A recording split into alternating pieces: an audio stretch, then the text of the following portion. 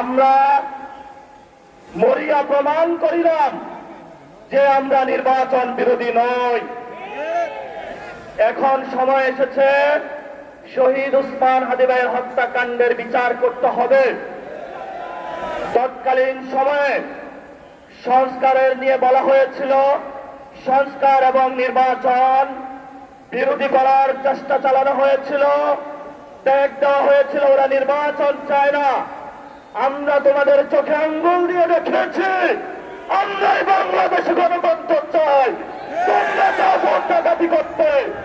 এখন সময় এসেছে, কোন নয় ছয় চলবে না। সংস্কারে জনগণে যে হাবকে ম্যান্ডেট দিয়েছে দ্রুত বাস্তবায়ন করতে হবে। সাথে সাথে বাংলাদেশে সন্ত্রাস, চাঁদাবাজি, দখলদারিত্ব বন্ধ করার উদ্যোগ নিতে হবে এবং নির্বাচনের আগে আমরা এই বাইতুল মোকাররমে দাঁড়িয়ে একটি প্রটেস্ট করেছিলাম। ভোট ডাকাতির জন্য আমাদের জামাত ইসলামের এক ভাইকে খুন করা হয়েছিল। আমরা বলেছিলাম আমরা আবার আসবো, দ্বিগুণ হয়ে আসবো, এসেছে দ্বিগুণ হয়ে। আমাদের ভাইয়ের হত্যার বিচার বুঝে নিতে হবে।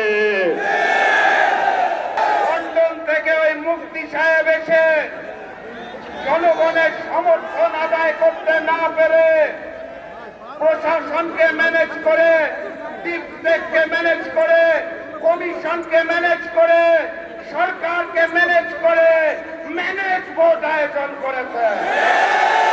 এখানেই শেষ নয়, তারা ভোটের পরে ঝাঁপিয়ে পড়েছে নির্মম ভাবে জনগণের উপরে। 2018 সালে ধানের শীষে ভোট দেওয়ার জন্য যেভাবে করে গণধর্ষণ হয়েছিল, 2026 সালে এসে ধানের শীষে ভোট না দেওয়ার কারণে গণধর্ষণ আমরা দেখতে পেয়েছি। মজলুম যখন জালিম হয়ে যায় তখন আল্লাহর আরশ কেঁপে ওঠে। আমি লন্ডনের মুফতি আর নতুন জালেমকে বলতে চাই, মজলুমরা হাসতে জানে না, মজলুমরা কাঁদতে জানে না, মজলুমরা থামতে জানে না। আমরাও থামবো না ইনশাআল্লাহ। আমরা বললে কেউ বিশ্বাস করতো না।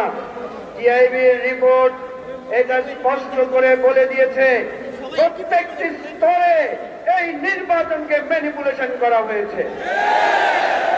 জাল ভোট, নির্বাচনের ফলাফল পরিবর্তন করা, ভোটারদেরকে কেন্দ্রে প্রবেশে বাধা দেওয়া, এইভাবে প্রত্যেকটি স্তরে অর্থের বিনিময়ে ভোট কিনে এই নির্বাচনকে কলুষিত করা হয়েছে।